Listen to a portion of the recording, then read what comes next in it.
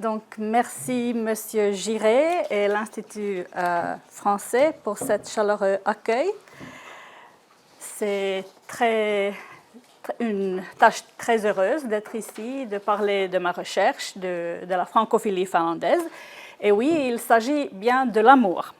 La francophilie, comme vous comprenez en français, que c'est un mot d'origine grecque. Et ça veut dire l'amour, qui est assez forte quand on parle de l'historiographie, de l'histoire. Il est donc sujet de nos deux pays, mais le point de vue, c'est celle de la Finlande. Donc, c'est là le pays plus important. Et moi-même, comme déjà dit dans la présentation, je suis historienne et j'ai découvert un nouvel mot qui s'appelle multitâche culturelle. Ça me décrit, je crois, très bien.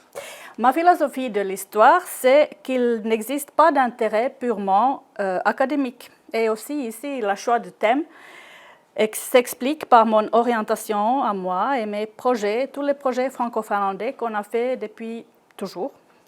Par exemple, j'ai amené des Finlandais en France dans des voyages soit académiques ou autres. J'ai organisé des colloques franco-finlandais entre les historiens, parmi mes amis présents aussi. J'ai publié une anthologie des écrivains finlandais qui s'expriment sur Paris. Et tout ça, ça revient à mon enfance. J'étais un enfant étranger à l'école de rue des Boches à Passy à la fin des années 1970. Et j'ai vu Paris et la France de l'extérieur, comme voit un enfant. Après, Paris et la France sont devenus pour ma famille un pays de merveilles. Et à l'école, je suis devenue involontairement la représentante d'une francophilie. Et c'était un peu embêtant, je peux dire, que toujours, c'est pas très facile d'être l'enfant qui, quand on dit la France, toute la classe regarde moi. Ensuite, à l'université, il y avait le légendaire professeur Matti Klinge, qui était bien sûr très francophile, et on avait la chance d'être son étudiante. Envoyée par Martha Norbach, madame qui est présente ici, comme étudiante Erasmus à Grenoble. Et après la mémoire de maîtrise sur Romain Rolland que j'ai fait, le pacifiste cosmopolite, j'ai envisagé cette thèse dont la question phare fut « Qui sont mes précurseurs ?» C'était vraiment une envie de savoir qui étaient toutes ces autres personnalités finlandaises qui avaient la France comme centre d'intérêt, disons. Juste après la thèse, j'ai travaillé dans la saison culturelle qui s'appelait 100% Finlande, qui était donc l'intérêt des Français, de la France officielle, culturelle, envers notre pays. Et on a discuté la conception du nation branding finlandais. Est-ce que ça devrait être basé un peu plus sur l'histoire?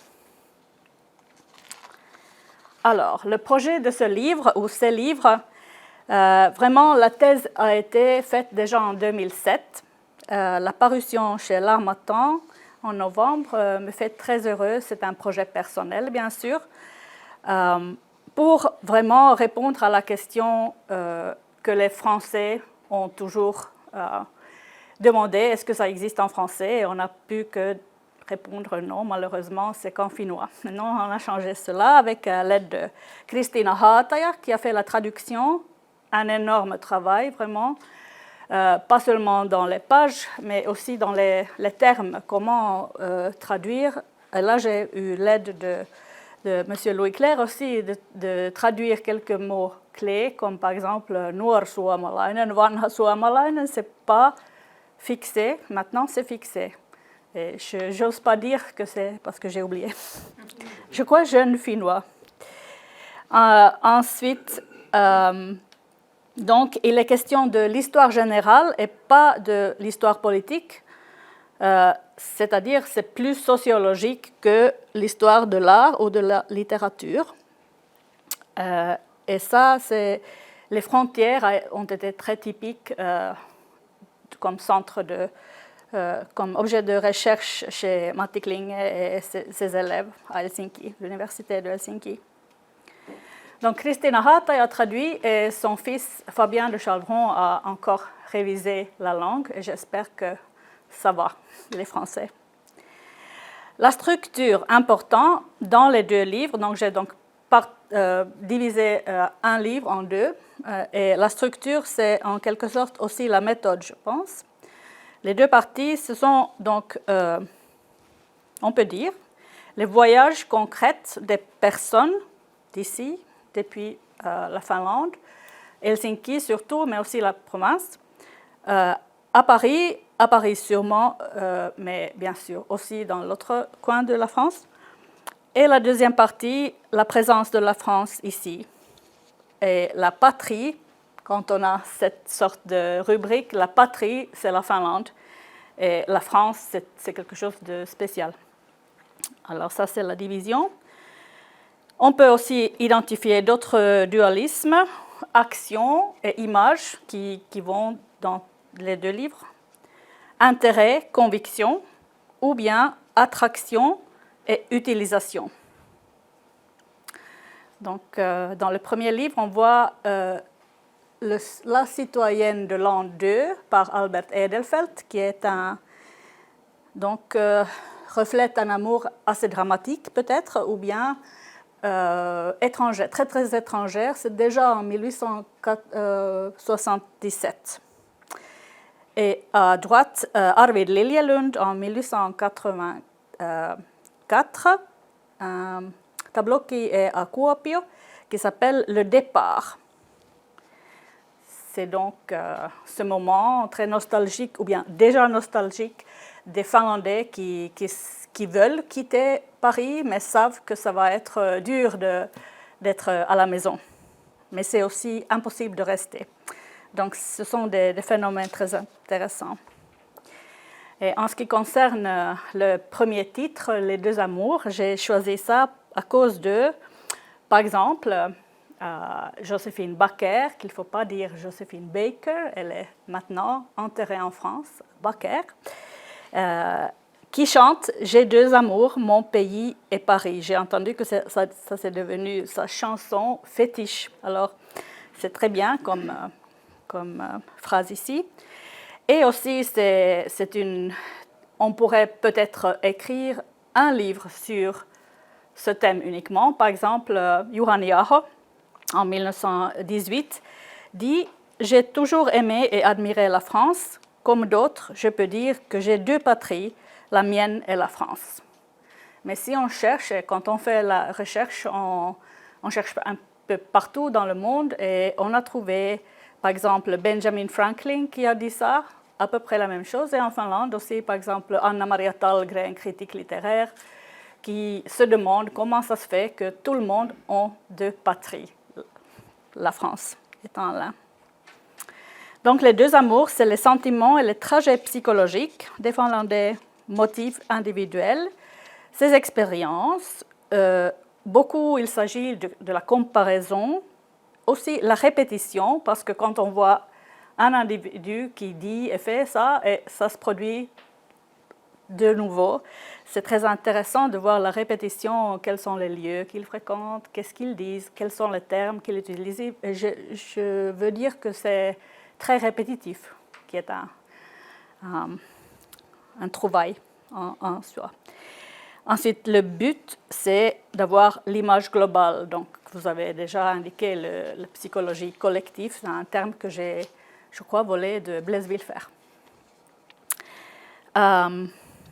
Et la patrie et la France, c'est donc plus analytique pour eux, plus collectif. Ce sont des réseaux, des organisations, un journal et une revue. Et on souligne le fait que les Finlandais ont choisi de rester en Finlande, mais penser à la France, ces réseaux et ces associations, et les trois exemples que j'ai choisis. Alors, de nouveau, la citoyenne que j'aime bien. Et ça, c'est donc très dramatique parce qu'en Finlande, on est loin d'être une république. Pour commencer, je pourrais être ici pendant 8 heures et donner des citations. Mais pour retrouver un petit peu la couleur tricolore, montrer les points de départ de cette recherche. Dans le livre, j'ai donc élaboré des questions comme « De quoi est-ce qu'on parle en étudiant ce thème en histoire ?» Aussi, la francophilie en Finlande est-elle différente des francophilies du monde? J'ai trouvé, par exemple, un chercheur qui a étudié la francophilie tchèque. J'ai à la maison un livre de la francophilie en Amérique. Donc, les Nordiques et bien sûr la francophilie des Russes ou de la Russie, ce serait encore à faire. Qui sont les francophiles? Comment on les trouve? Qui qualifie en francophiles? Et quand est la période la plus ardente, une manie étant toujours un courant de mode autant qu'une conviction? Et les modes ont leur période donnée. C'est très collectif et ce n'est pas toujours un résultat d'une imagination très intelligente, disons. Donc, on a plusieurs possibilités de l'étudier et plusieurs voies à trouver.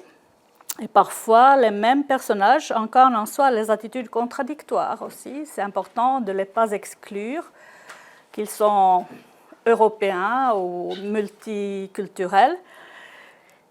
Et ça me permet de faire une étude qualitative et pas quantitative. Ça serait impossible de les compter et les partager dans les différentes classes. Alors, 3, par exemple, formes. On a l'admiration profonde, on peut dire séduite. Et je cite l'homme académique Södergren, Werner Södergren, qui a écrit un roman en 1901. Il parle de son protagoniste comme ça.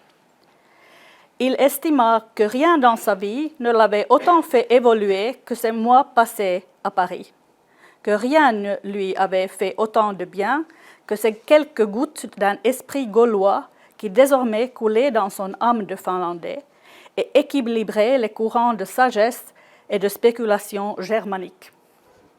Ce fut le moulin de la vie vivante qui lui fournit des ailes et lui fit sentir comment le vent soufflait là-haut. C'est un roman, mais c'est très bien décrit.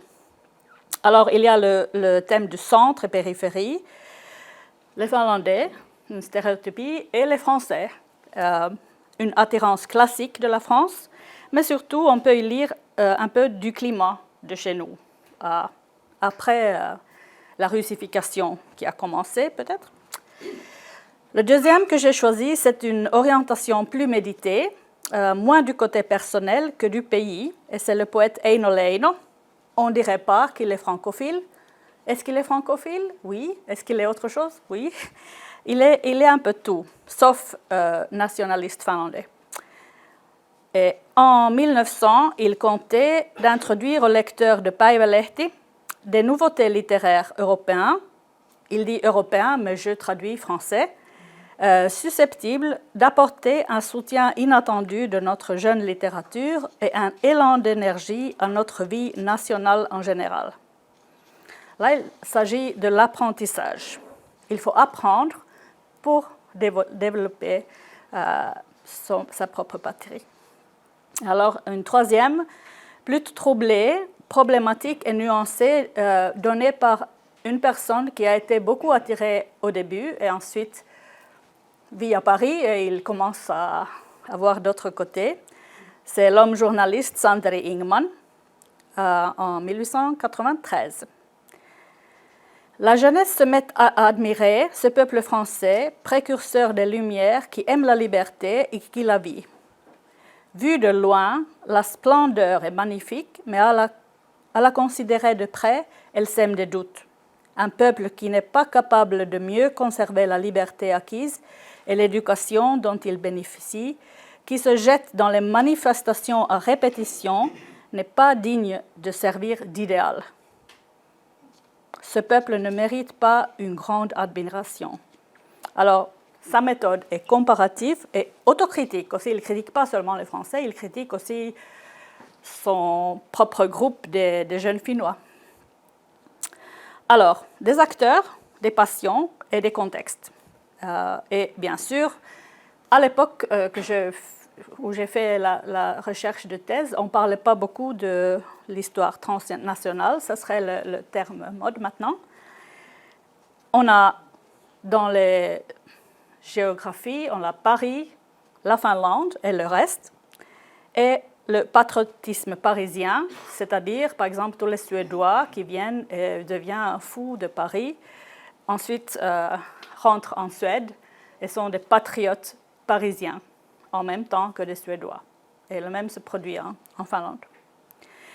Donc Paris et la construction nationale. Et qu'est-ce qu'on veut dire avec la construction nationale? C'est donc le petit pays qui a déjà beaucoup de systèmes pour une nation, mais il manque encore, par exemple, le sentiment d'être reconnu à l'Europe. Voilà. Et encore, une philie se mêle toujours à une phobie. C'est l'importance que le sujet est présent et qui est omniprésente entre 1980 et 1914. Donc la Finlande.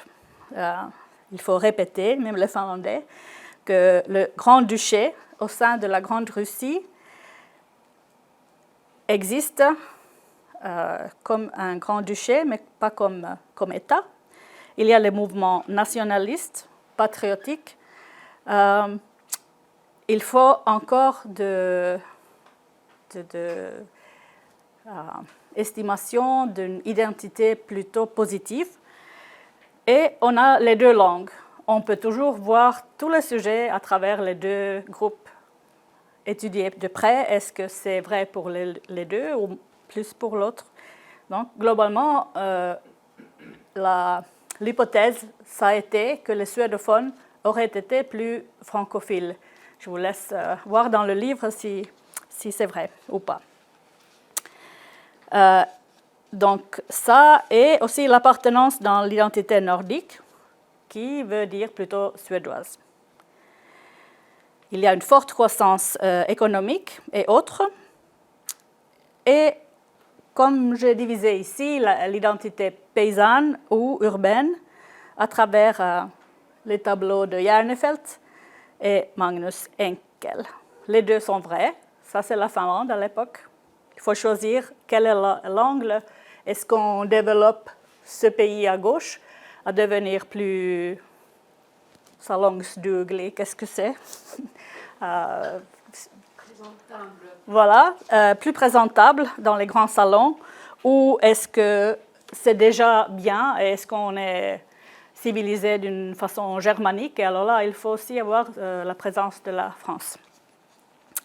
Mais le fait existe que dans les traditions religieuses, pédagogiques, linguistiques, c'est l'Allemagne qui est la dominante modèle, et à partir des années 80, la réévaluation de toutes les valeurs, dans la religion, politique, mœurs, littérature, art, tout se fait en même temps en Europe et surtout dans l'atmosphère pan-nordique aussi. Donc il faut placer la relation finlandaise à la culture française dans ce contexte. Et il y a encore finalement la question de l'âge d'or. C'est une période intense et c'est vraiment un début de la francophilie avec réservation. Alors, un petit peu de la théorie, des concepts, de les méthodes. Qui est francophile? Et qu'est-ce que la francophilie veut signifier? En français, c'est clair. Et j'ai trouvé de définition, Wikipédia dit que je souscris, la francophilie désigne chez une personne étrangère à la nation française, ça c'est très important, vous ne pouvez pas être francophile.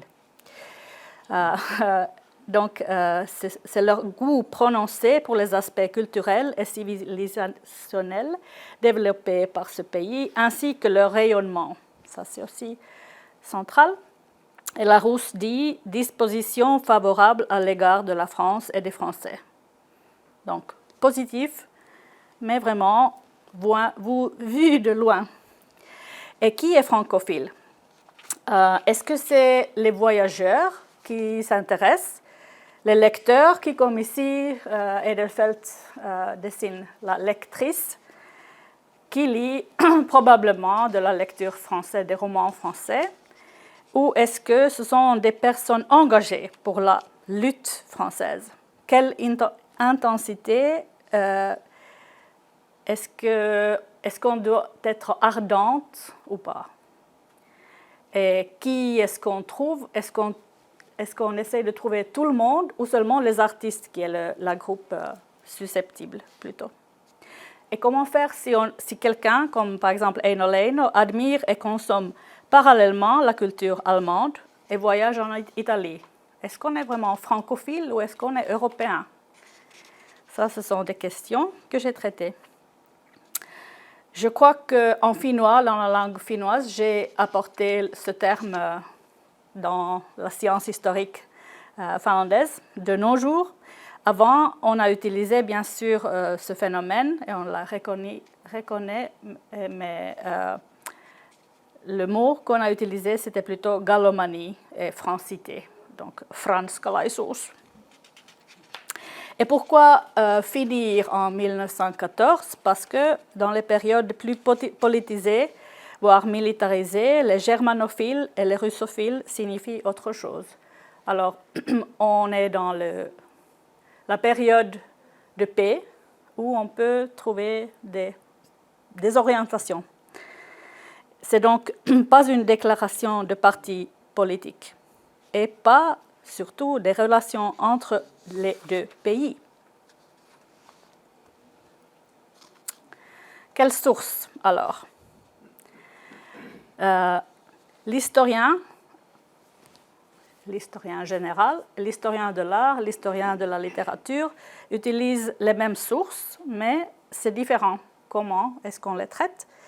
Et moi, par exemple, j'ai utilisé des lettres, des journaux, des revues, des romans, des mémoires, biographies, essais, toutes sortes d'archives, enfin tout. Et j'étais très heureux de cette approche globale. Je l'ai trouvé fructueux. À un moment donné, il faut s'arrêter et pas trouver. Et là, j'ai eu de la chance parce que Juhani Aho, l'écrivain, il a été bien étudié. Il avait encore un carnet que personne n'avait ouvert. Ça s'appelait Metsästys et kalastus, donc chasse et pêche. Je l'ai ouvert quand même et j'ai trouvé qu'il a été dans le café et il a peut-être fait une petite ébauche de... C'est parisitar, donc la parisienne, il a pensé à ça.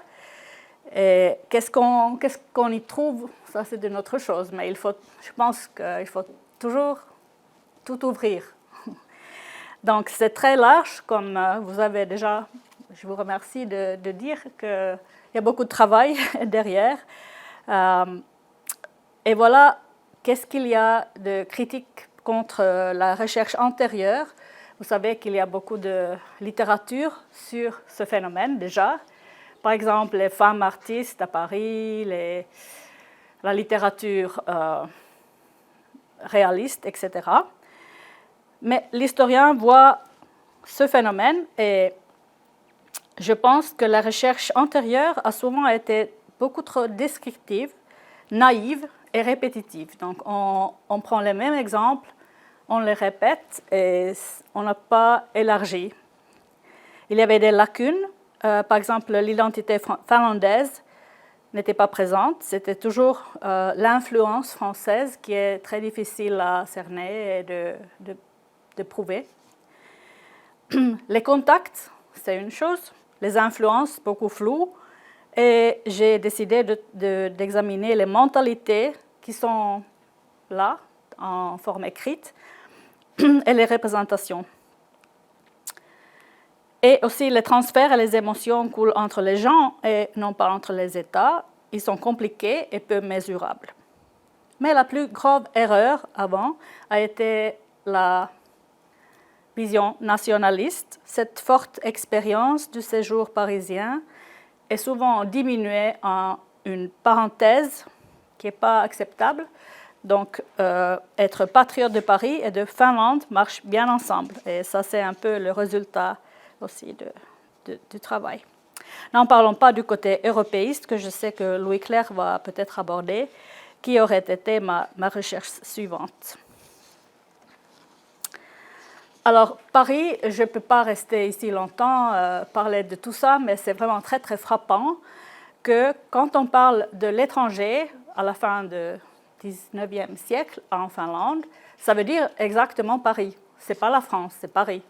Et Paris, en revanche, c'est le monde entier. Donc, ça, c'est clair. C'est un acteur dans ce drame. C'est même peut-être presque un personnage, Paris, la ville des villes. Et à partir de 1880, nous trouverons plus de récits de voyage, plus de mentions que jamais avant. Il y a, bien sûr, avant, beaucoup de voyages. On peut dire, par exemple, Sachristopelius, qui va dans un grand tour européen, il écrit de la France, des choses françaises. Mais l'augmentation est vraiment très, très grave. La mode à Helsinki, on utilise ça pour des raisons commerciales. Le centre de la littérature, des phénomènes, des courants même législatifs, n'importe quoi, c'est Paris. Et désormais, après mon travail, on a trouvé beaucoup de la recherche sur la centre et périphérie. Et voilà, j'ai déjà dit que la littérature des pays nordiques se transformait et se réorganise autour de celle de la France. Et des produits littéraires comme ça commencent à être traduits de plus en plus. Päivälehti, non seulement ils traduisent ce qu'il a écrit, Émile Zola, mais ils écrivent où est Émile Zola. Il est en Norvège. Le prochain jour, Émile Zola n'est plus en Norvège. Il n'a jamais été en Norvège, mais c'est une fixation. Voilà. Et des produits proprement dits où on utilise ce séjour pour expliquer aussi beaucoup d'autres choses. Voilà. Donc, l'objet de l'étude, c'est les Finlandais. Et il ne faut pas oublier ça. J'ai eu deux réactions à ma recherche. La première, c'est que la Finlande a connu un tour francophile, c'est normal. Et c'est un truisme. Donc, on n'a pas besoin de l'étudier. Ou aussi que l'Allemagne était beaucoup plus important pour nous. Donc, vous n'avez pas raison. Donc, j'ai essayé de plonger un peu près par qui, à travers de la sociologie des suédophones, les phénophones, les élites, les écrivains, les autres. On pourrait faire la même étude sur les Turcs, les Anglais, utiliser la même méthode par rapport à la Suisse pour la Finlande, n'importe quoi. Mais c'est aussi vrai que quand on choisit un thème, les questions qui viennent, ce sont différentes. Par exemple, les Finlandais et les artistes à Rome, ça conduit à autre chose. Les relations finno-allemandes, on ne peut pas le faire assez exactement en même temps. Voilà. Donc, au milieu, mes 4 exemples que vous trouvez dans le livre. Important de les choisir d'une façon équilibrée. Une femme. Peut-être on peut dire 1,5 suédophone. Et voilà. Ce sont des écrivains parce que les écrivains communiquent très bien leurs pensées dans les lettres et dans les autres produits. Donc. Et aussi parce qu'on avait beaucoup étudié les artistes avant.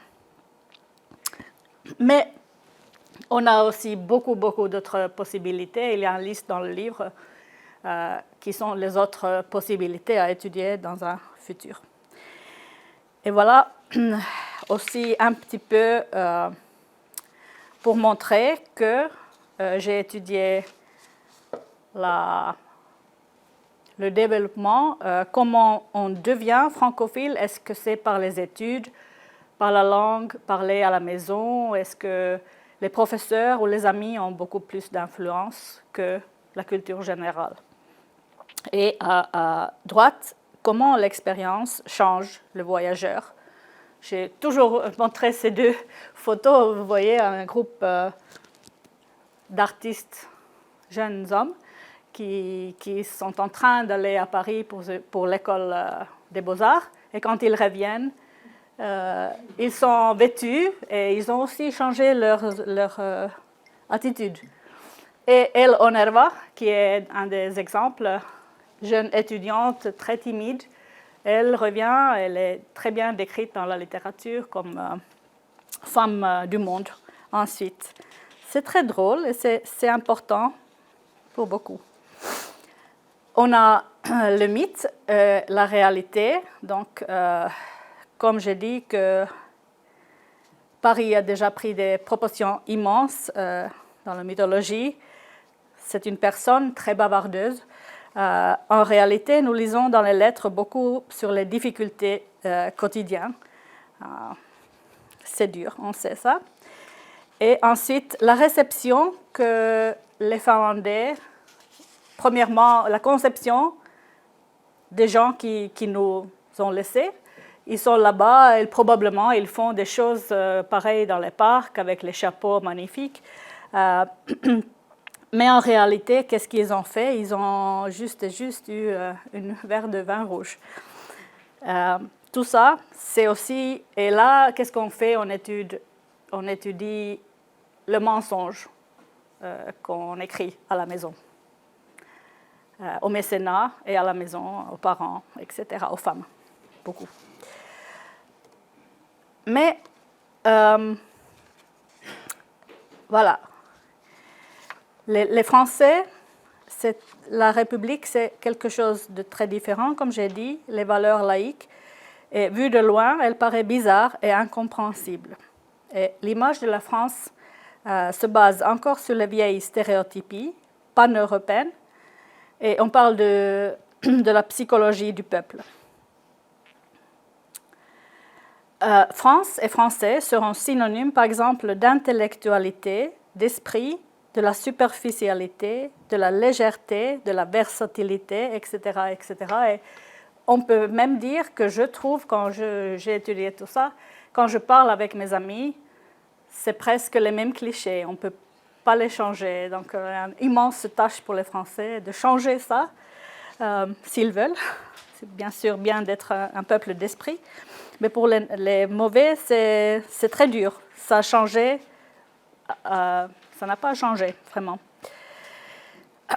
Donc, ce qui est intéressant, donc, ces qualités, ce sont des qualités contraires à la personnalité finlandaise dans les opinions de ces gens-là. Et les classifications entre nous et les autres sont liées à la construction de notre identité nationale. Est-ce que la France est un modèle ou un contre-modèle? Donc ça, c'est un débat qui prend lieu 3 décennies au moins. Oui. Et il ne faut pas ne pas mentionner. Donc, les autres pays qui nous entourent, ce n'est pas tout à fait une histoire bilatérale entre la Finlande et la France. Nous avons donc ici, symbolisé par le pont Alexandre III, la Russie, qui à l'époque a une alliance, ou bien à partir de 1994, une alliance franco-russe qui n'est pas étudiée du tout. Est-ce que ça a l'importance? C'est très compliqué parce que les Finlandais ont une distance envers les Russes qui admirent les Français, que les Finlandais admirent. Et tout ça, c'est un changement constamment. Et à droite, c'est un dîner français, mais prétendons que c'est un dîner scandinave entre les artistes qui sont présents en Europe, et Paris surtout. Donc, leur influence, et c'est très important. Et après 1971, c'est le rejet de l'Allemagne qui aussi fait que ce pays qui a été, on ne peut pas dire germanisé, mais qui a suivi une tradition de la mer Baltique, essaye un petit peu d'être contre-courant et change ça à une nouvelle nouvelle mode ou bien peut-être un modèle à suivre pour toujours, on ne sait pas. Voilà, pour terminer, j'ai déjà beaucoup parlé. Le Finlandais se sent seul à Paris. Pekka Halonen, il fait son propre kantele. Donc, ça, c'est très, très drôle. Mais la francophilie des Finlandais n'aboutira que très rarement à l'expatriation. Plutôt une volonté plus forte de rentrer et construire sa propre nation, enrichie de nouvelles expériences et utiles que seul le miroir peut offrir. Et voilà le départ. Ensuite, qu'est-ce qu'on fait en Finlande après cette phase dramatique? J'ai 3 exemples dans le livre. Ici, c'est un dîner, et c'est un dîner dans Jesus Syrak, Ritarikunta, l'ordre de Jesus Syrak, Ville Wallgren, l'artiste, et Rolf Lagerborg. Donc, un réseau assez suédophone. Mais il y a les autres, donc le monde des associations et des clubs, hein, voire l'Alliance française est la plus importante. Une francophilie traditionnelle plutôt. Et ensuite, ici, pas une image de Päivälehti, mais Päivälehti qui suit l'exemple de la presse française. Une francophilie plutôt moderne, plutôt orientée vers l'apprentissage et tout ça. Et pour qui l'étranger est l'atout. Et les suédophones qui... Ensuite, il ne faut pas oublier qu'il y aura de nouvelles générations. Ce n'est pas les mêmes personnalités tout le temps. Les jeunes, ici c'est encore Juhani Aho qui écrit en suédois qu'il va laisser Paris et il va être à la maison. Mais les jeunes suédophones autour de la revue Euterpe, ils ont aussi la France comme centre d'intérêt pour des raisons pareilles, mais avec... voilà, ça évolue tout le temps. Donc, conclusion, avec le risque de me contredire avec mes livres, je pense qu'il faut se demander est-ce qu'il y a une francophilie finlandaise ou est-ce qu'il y en a 2 ou est-ce qu'il y en a plusieurs. Est-ce que c'est un seul courant ou est-ce que ça dépend des réseaux sociaux? Et je dirais que dans la grande image, le rôle de la France a été de faire évoluer le sentiment patriotique, le sens de l'appartenance à la modernité, la place dans l'Europe et surtout facteur unissant des réseaux d'élites culturelles et nationales. On voit ici la peinture de Ilja Repin en 1922. Il collectionne les grands hommes de la Finlande dans un tableau et il y a vraiment eu ce dîner. On voit notre maréchal ici en frac. Ce qui est frappant pour moi, après travailler avec Mannerheim et travailler avec la francophilie séparément, je dirais que ça, c'est aussi un portrait des francophiles finlandais. Donc, tout le monde qui compte. Et vous êtes partie de ce groupe. Voilà. Merci. C'est difficile de résumer. D'abord, merci Christina de cette présentation. Je suis vraiment désolé de ne pas pouvoir être avec vous ce soir, mais pour des raisons diverses qui ne sont pas forcément liées à la grève, mais qui sont plutôt liées à la jonglerie générale entre le travail et la famille, etc. Je ne peux pas être à Helsinki aujourd'hui. Donc, j'ai l'impression que c'est une discussion qu'on continue régulièrement de livre en livre entre Christina et moi. On a des approches complètement différentes du même phénomène, qui est les relations entre la Finlande et les pays nordiques et la France. Moi, j'ai une approche de ça qui est celle de l'histoire politique, qui se concentre sur les grands événements politiques, sur les grands événements militaires, etc., et peut-être la place que les pays nordiques ont trouvée dans la politique externe de la France et vice-versa. Et Christina a une façon d'approcher le sujet qui est beaucoup plus culturelle. Et j'ai un grand respect en fait pour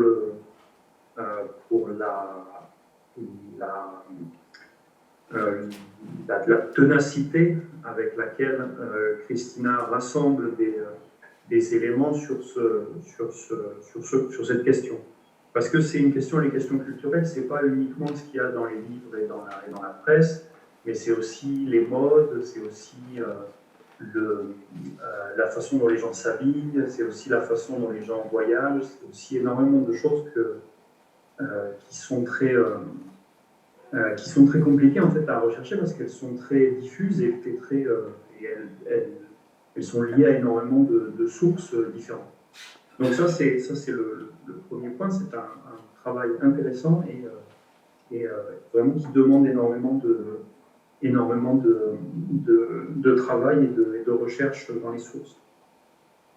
Alors après, il y a deux choses en fait que je voulais dire, deux petits points de détail au début. D'abord, féliciter Christina Rataya qui a fait un bon travail de traduction. C'est pas simple, donc bravo. Et ensuite dire que le livre en lui-même est bien. On a peut-être dans l'université française une vision un peu mauvaise de l'Harmattan en fait comme éditeur. Mais l'Harmattan est un bon éditeur qui fait d'excellents livres et ça cette série-là en particulier est tout à fait bien. Donc c'est du bon travail et c'est bien traduit et c'est publié par un éditeur qui a du coffre. Donc voilà. Alors pour ce qui est du contenu, j'ai plusieurs choses et alors c'est vraiment des questions générales sur lesquelles tu vas pouvoir Christina me répondre ou bien relancer ou enfin voilà. La francophilie que tu décris me semble être une francophilie qui est essentiellement liée au voyage, c'est-à-dire au fait d'aller en France, de découvrir des choses sur place, de les vivre soi-même et ensuite d'en ramener en fait la substantifique moelle en France et en Finlande et d'en fait nourrir une sorte de processus qui peut être un processus artistique, qui peut être un processus politique, qui peut être un processus intellectuel, personnel, et de ce contact avec la France et ensuite de revenir en Finlande. Mais, et alors là j'avoue que n'ayant pas lu complètement les deux livres, il y a probablement ça dedans, mais je voulais peut-être revenir là-dessus.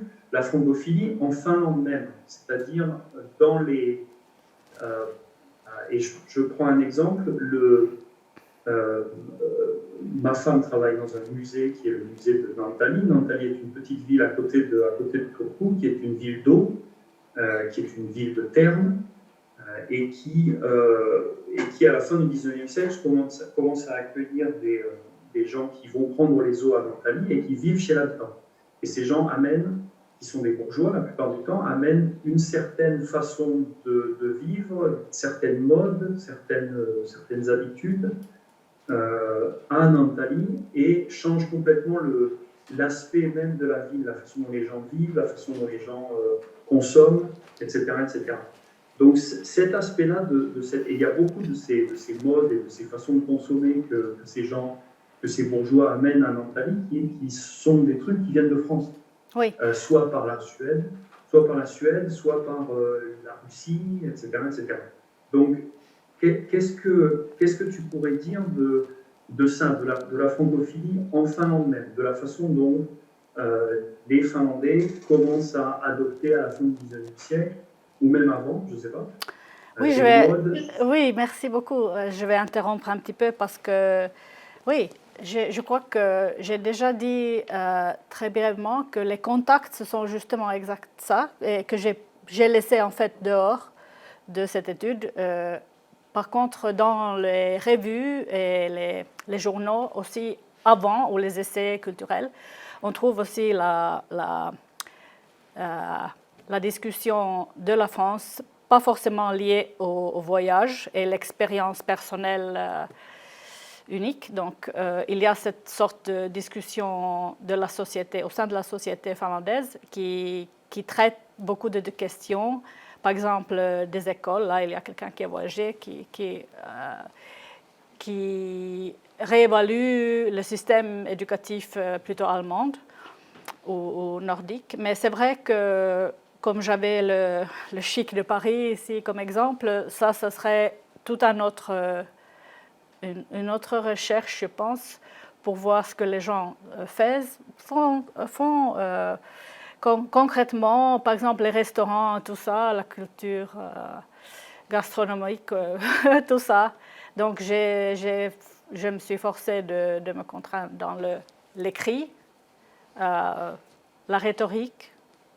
Donc il y avait quand même des limites dans le travail, même si j'avoue que j'étais un petit peu partout. Mais là, j'ai vu aussi que ça pourrait être une question de classe sociale et que avec mes outils, peut-être que je ne serais pas la bonne personne de le faire, en fait. Et aussi que ça devrait être un peu plus quantitatif, alors, de compter des choses, oui. On n'entend pas maintenant? Est-ce que vous m'entendez? Maintenant, oui. Je pense que l'aspect de classe est vraiment quand même très important, de classe sociale. La francophilie en Finlande, c'est pas... et c'est lié à la Russie, à Saint-Pétersbourg aussi, oui. Et les villes. À certaines classes sociales. Donc c'est pas... et c'est toujours le cas. Aujourd'hui, ou bien après la Seconde Guerre mondiale, la francophilie est quelque chose qui est lié à certains groupes précis en Finlande. Et donc c'est vrai que cet aspect-là est, à mon avis, assez intéressant. Ça, c'était une question. Ça, c'était une question que j'avais à vous tous. Est-ce que vous pensez qu'aujourd'hui, c'est une question de classe sociale ou classe linguistique? Parce que moi aussi, je change des opinions. À l'époque, j'avais quelques-uns et maintenant, j'ai appris beaucoup d'autres choses. Et peut-être aussi encore, on peut voir dans l'école, sont peut-être plutôt les sudophones, mais je ne sais pas si je suis... On a beaucoup d'exemples contradictoires. Donc, il faudrait... Peut-être demander au public plutôt qui me semble composé de ce genre de personnes. Mais pour moi, je pense qu'il y a vraiment un aspect de groupe et de classe, oui. À la francophilie. Oui. Un deuxième point, qui est le... Alors, tu te concentres, toi, en fait, beaucoup sur la fin du 19e et le début du 20e siècle.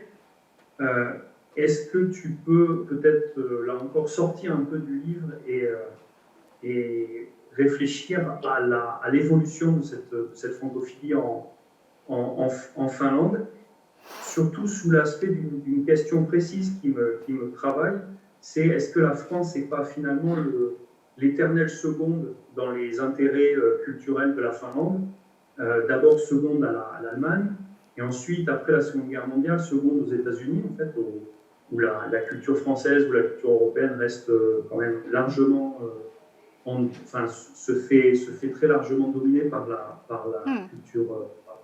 Bonne question. Je pense qu'il n'y a pas d'éternel, le premier.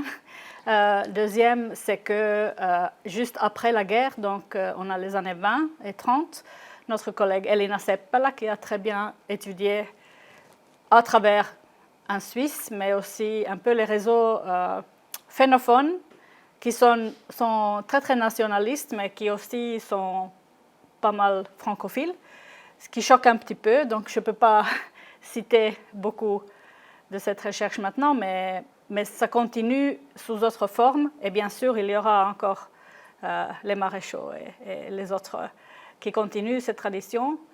Et le grand tournant, je pense que c'est vraiment la Deuxième Guerre mondiale et l'intérêt vers l'Amérique. C'est pas l'Angleterre, à l'époque, c'était quelque chose un petit peu parallèle aussi, comme quelque chose de nouveau. Je pense à Maija Halonen, qui est traductrice, ou la décoration intérieure, des choses comme ça, les vêtements, la chasse.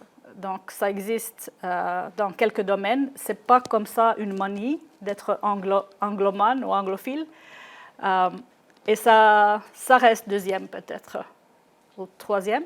Mais l'Amérique, ça a pris beaucoup de nos forces d'aimer quelque chose d'autre en Finlande. Et en plus, on a toujours ces trois langues pour commencer. Donc, il faudra être le quatrième au lieu d'avoir l'allemand comme le quatrième langue maintenant. Mais comme je dis, il n'y a pas d'éternité. Et Europe, bien sûr, maintenant c'est une partie de l'Europe. On voudrait dire que c'est le leader européen, mais ça reste à voir. Donc c'est compliqué en Finlande. Je pense que juste cette période était moins compliquée de voir ce qui se passait. Et avant, il y avait les grands tours et plusieurs étapes dans ce grand tour où on a vu le monde et l'Europe. Et après, cette période, c'est beaucoup plus politique aussi. Donc je pense que c'était une bonne période d'étudier si on veut voir un phénomène très exact, qui a ses contours vraiment.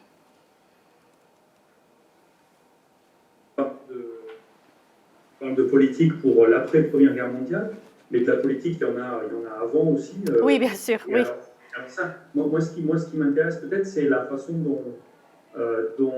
à deux choses, dont les Finlandais, peut-être les artistes et les écrivains, perçoivent la République. La France est une république à partir de 1870. Comment est-ce qu'ils perçoivent ça, qui est quand même une innovation politique assez importante, complètement différente du contexte dans lequel ils vivent.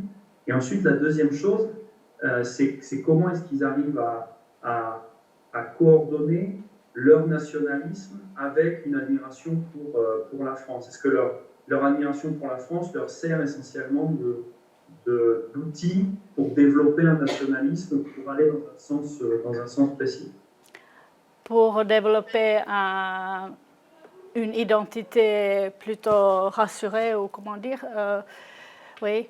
Par contre, je n'ai pas trouvé beaucoup de commentaires politiques du tout. Il y a quelques journalistes qui suivent, par exemple, l'affaire Dreyfus que j'ai vue, mais il n'y a pas d'une discussion, je pense, sur la République. Parce qu'au même moment en Finlande, il y a eu une discussion aussi sur le statut des Juifs, Oui. sur leur assimilation à la population normale, etc. Donc j'aurais imaginé qu'il y avait peut-être des échos de ça. Bien sûr des échos, mais je pense que c'est peut-être des différentes personnalités qui sont des personnes qui travaillent avec la juridique et la politique. Et ici, c'est plutôt pour, à travers la culture, être quelqu'un, faire vraiment le contenu d'être une nation dans le concert européen. C'est ça, c'est vraiment l'identité sans les détails. Et aussi, il faut dire que les locuteurs dans cette période qui sont francophiles, ils sont très doués de choisir ce qui va et ce qui ne va pas. Il n'y a pas de problème, il n'y a jamais de discussion. Comment est-ce que je peux admirer ça en même temps que je fais ça et ça? Donc c'est très sélectif. Donc ça veut dire que c'est inutile, justement, que c'est juste un prétexte, voire un prétexte. L'élection se fait aussi peut-être par la langue, parce que j'imagine que, évidemment, c'est des gens qui au bout d'un moment parlent bien français, mais qui doivent être assez sélectifs oui. Du fait de leur capacité, assez sélectifs oui. dans ce qu'ils voient de la France et de Paris. Oui, et quand ils partent, ils sont très... ils ont déjà beaucoup de conceptions qu'ils n'arrivent pas à enterrer. Par exemple, mais la liberté personnelle, c'est peut-être quelque chose que je devrais mentionner spécialement, que ici on a des querelles entre les Suédois et les Finnois, et là on peut juste être européen, on n'a pas besoin de sentir les petites juxtapositions entre les petites parties dans une petite ville en Finlande. Donc on voit vraiment le sentiment du grand monde, et je pense que c'est pareil encore aujourd'hui. Valtteri qui disait que Paris est formidable parce qu'on peut chanter Justement. dans la rue. Oui, et qu'on ne rencontre pas des compatriotes. Ou si on rencontre, on peut les ignorer. Ouais. On les reconnaît, on peut les ignorer. Ouais. Oui, mais ce sont des questions très, très très bien posée. Je pense qu'à un moment donné, on a déjà pensé à tout ça et juste laisser à côté parce qu'on ne peut pas tout traiter. Et ça devient aussi un peu difficile, et justement par rapport à l'histoire quantitative, qu'il faudrait aussi voir un peu plus des statistiques, des choses comme ça.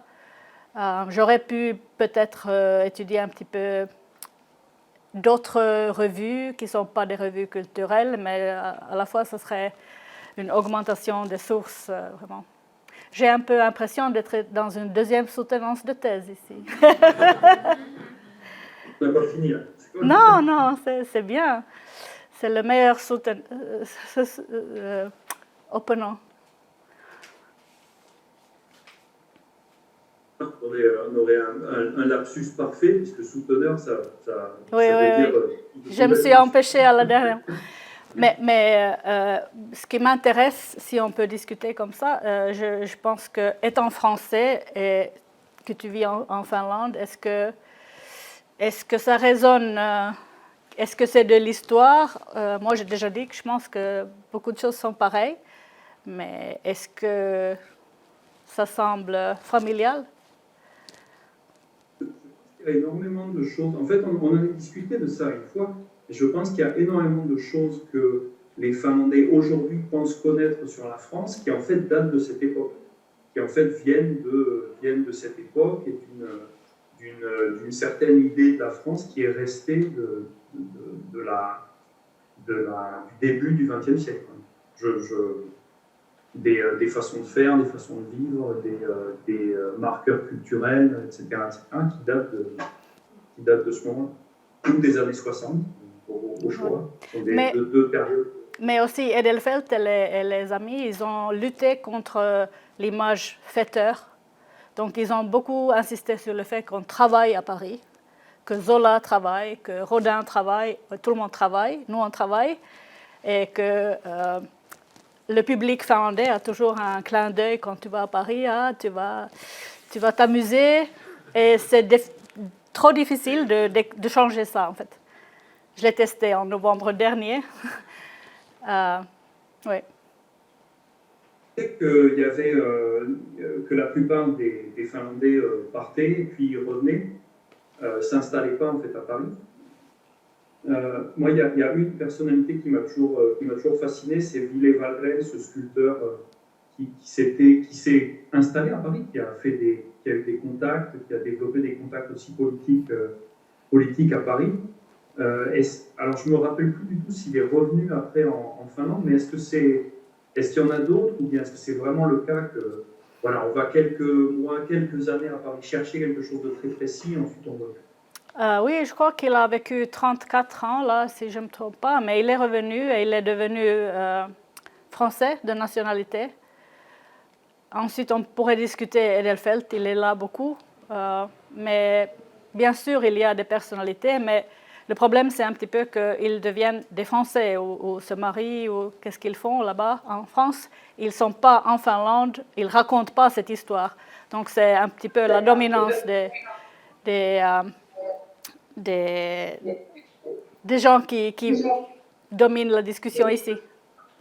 Oui, donc ils ne laissent pas d'archives, en fait, ils ne laissent pas de traces, et donc ils ne participent pas dans la discussion. Ouais.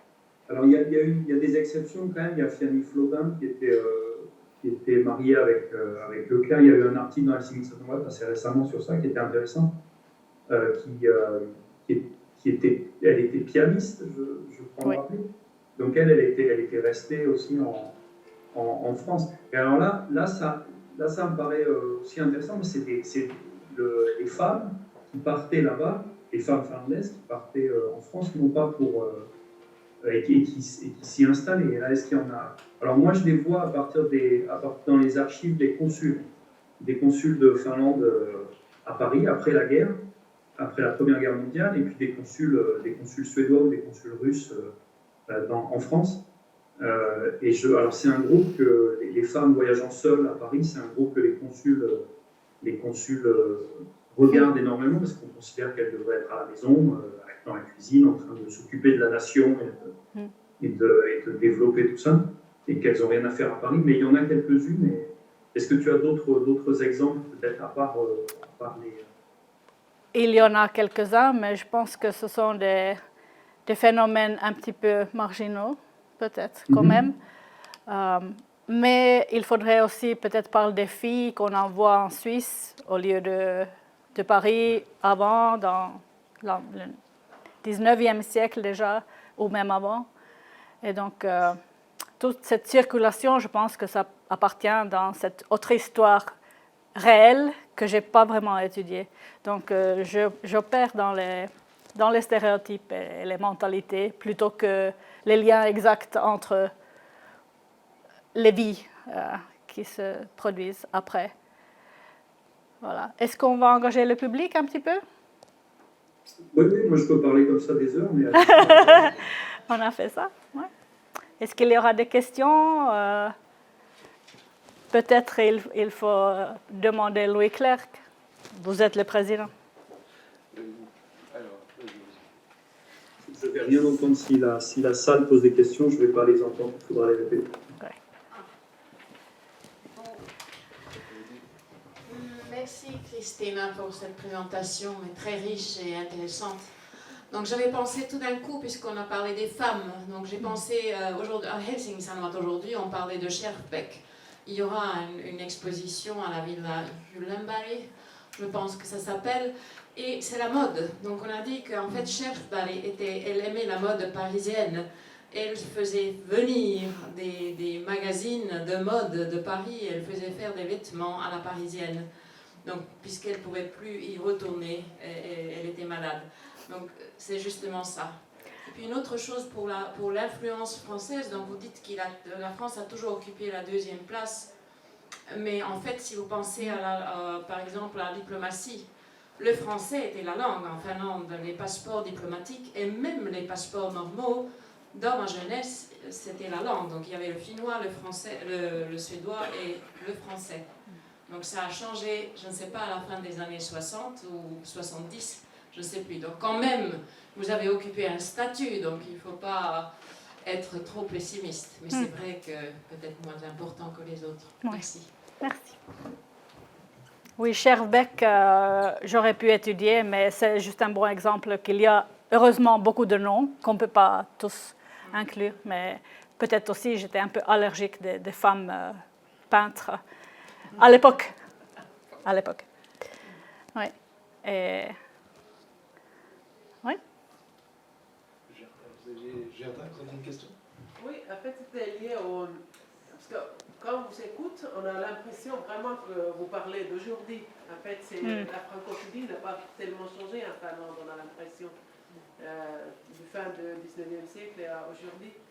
Et il y a quelque chose qui me faisait travailler avant, mais là aussi dans votre intervention, c'est que la francophilie, c'est fait à l'époque et c'est fait encore énormément via la culture. C'est-à-dire que les Finlandais ont une admiration très grande pour les artistes français, pour les liens culturels et pour la culture française, aussi la mode, etc.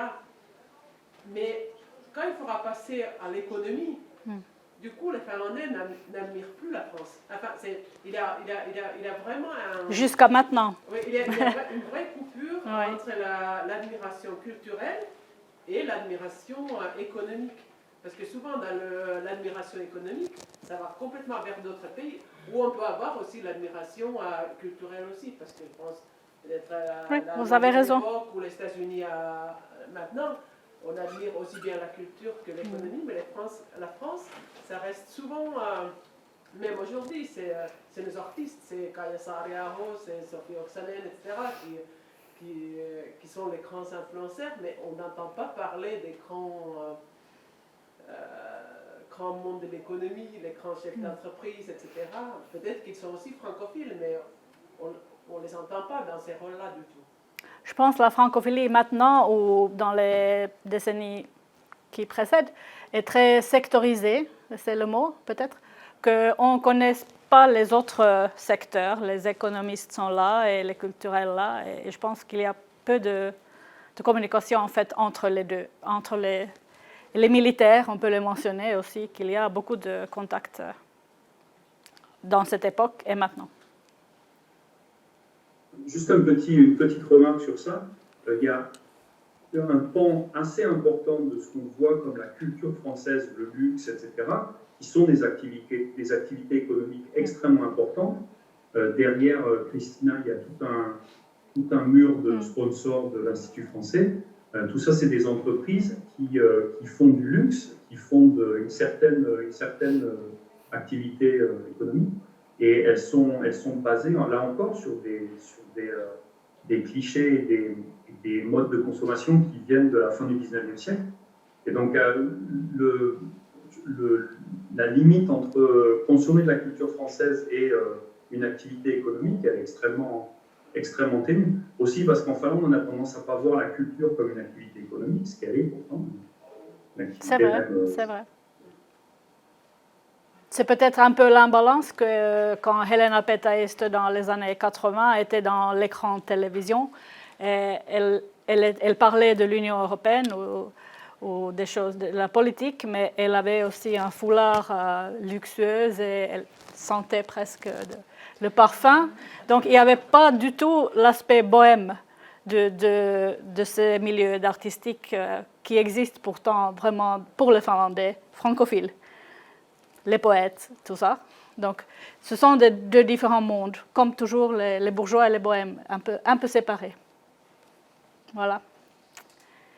Est-ce qu'il y a une ou deux dernières questions?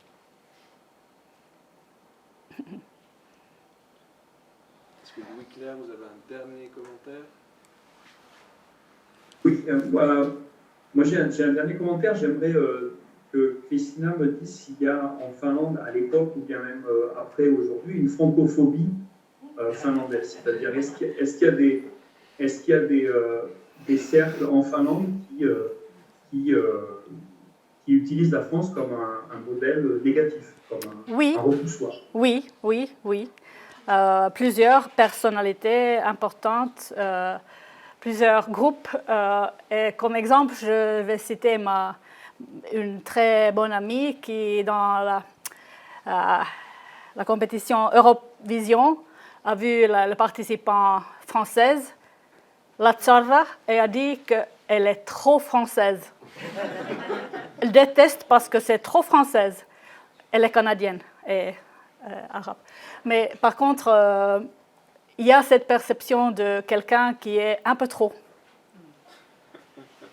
Donc c'est sur le plan individuel, humain, et comme modèle, comme pays, je suis très heureuse de quelques rapprochements qui se sont produits les années dernières.